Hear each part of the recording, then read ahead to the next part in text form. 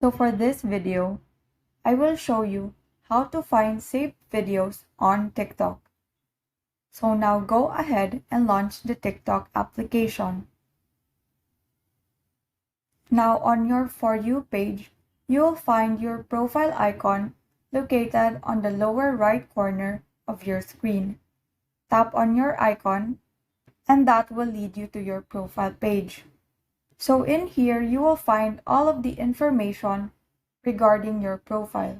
So as you notice, there are 5 icons below the Add Yours text, and each of these icons has their own purpose.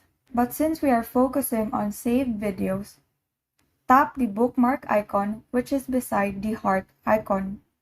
So in here, you will find all of your saved videos, but not just your videos, also your saved sounds, effects, products, places, comments, and hashtags, to which are all categorized.